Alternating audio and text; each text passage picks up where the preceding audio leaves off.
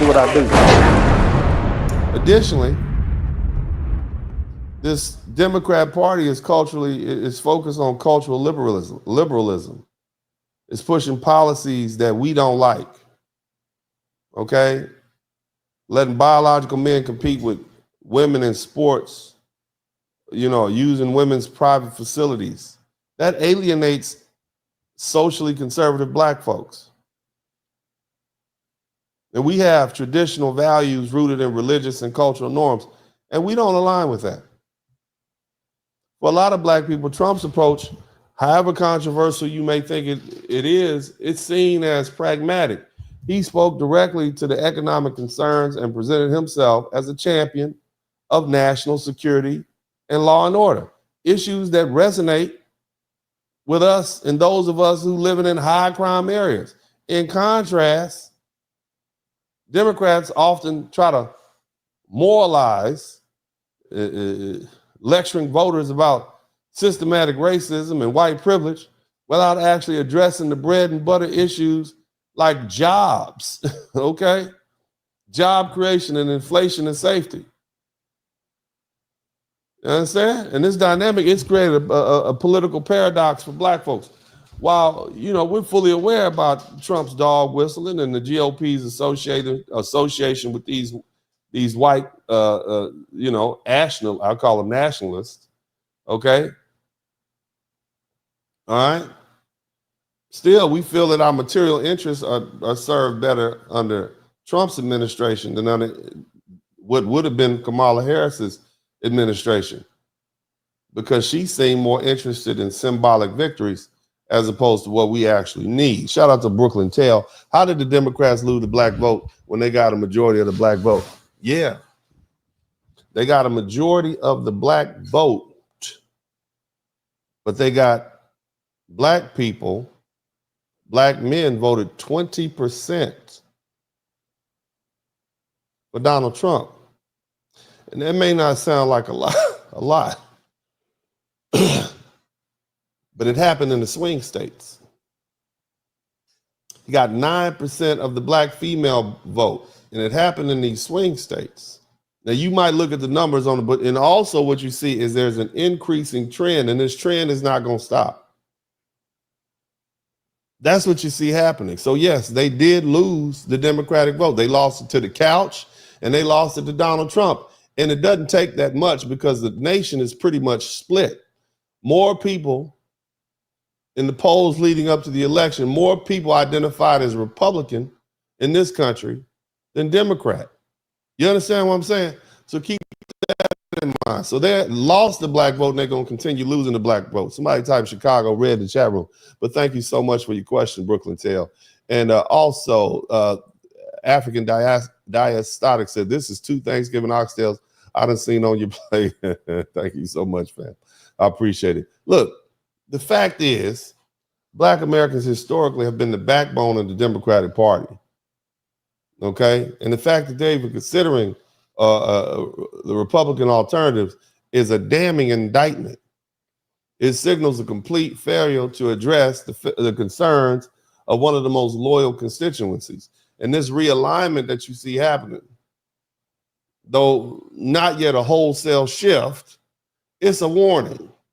It's a warning to the Democrat Party that they must recalibrate their platform to focus on what concerns black people, and that's economic empowerment, safety, and the respect of black Americans and our unique cultural and historical identity.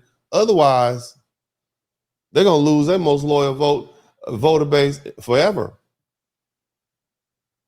And if they can't win without black people, you see? So this 2024 election wasn't just a referendum on Donald Trump or Joe Biden. It was a referendum on the Democratic Party that has grown complacent, detached, and unwilling to listen. And for black voters to align even temporarily with a party associated with historical oppression, i.e. the Republican Party, it should be a wake-up call for the Democrats. Because if they fail to heed it, the political landscape may be unrecognizable in the years to come. Now, why nationalist appeals to black Americans, especially black men? Nationalism, not Republican, not Democrat, nationalism. In other words, putting America first. Why does that appeal to black people? Okay. See, Donald Trump's nationalist ideas often are criticized for being too exclusive. But they've surprisingly caught the attention of many black Americans, especially black men.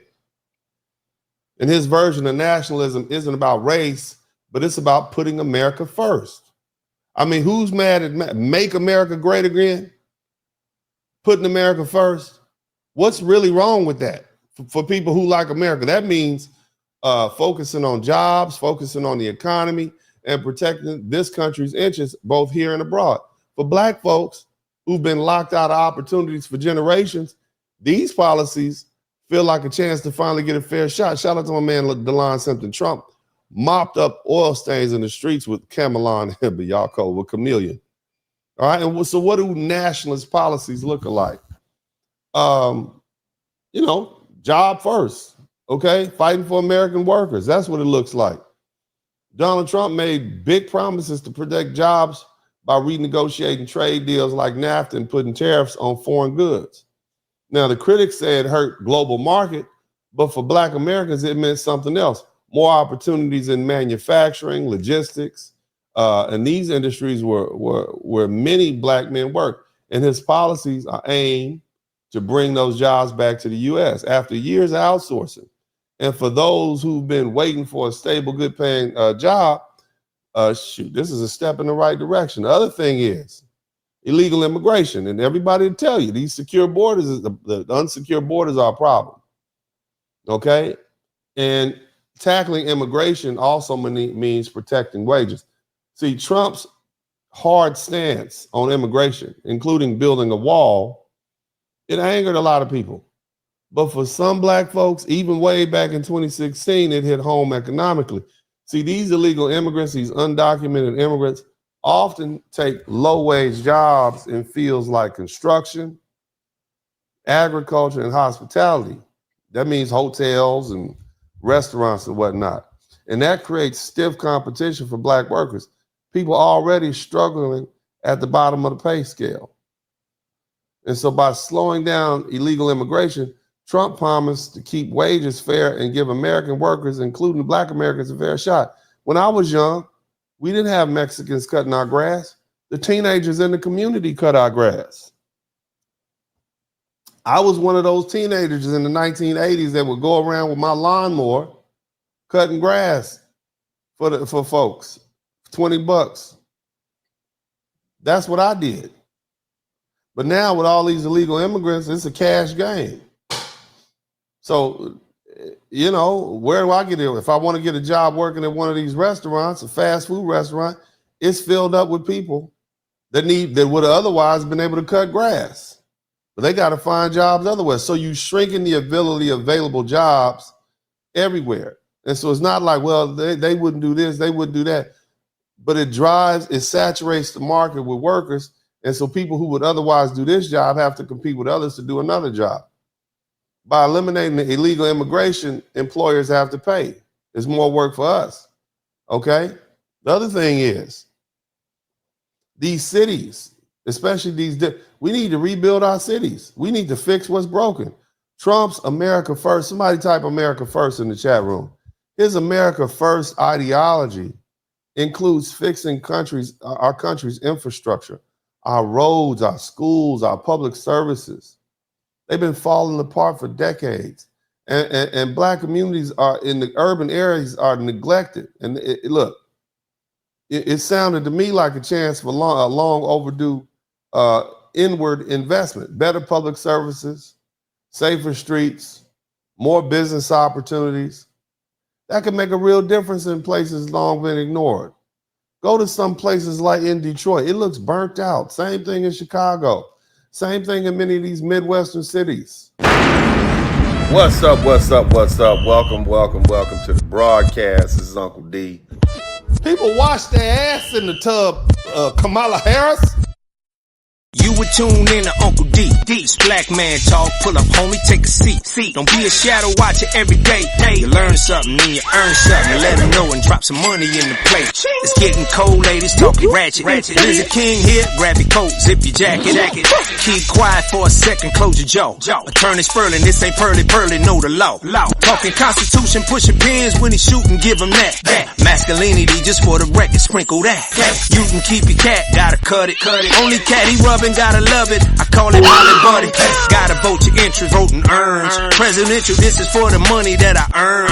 When you gon' learn, my people, that evil mixed with evil. No matter what you're doing, baby, this ain't equal. Sometimes when you're special, you get hated. The test is for the best, you're damn right, my people made it. Uncle D, Blizzard King, you been served, gotta notice. Now black men out here know we winning, gotta hold it now. Uncle D, you been served, get your notice now. Black men out here know we winning, gotta hold it now. Uncle D, you been served, get your notice now. Black men out here know we winning, gotta hold it now. Uncle D, you been served, get your notice now. Black men out here know we winning, gotta hold it now. Hey man, I'll do what I do. Somebody need to whip your ass. Get up and whip him, Sweets. Hey, don't be putting the money in my hand all rough. Take your ass out here. You buy you a Floby and cut your own damn hair from now on.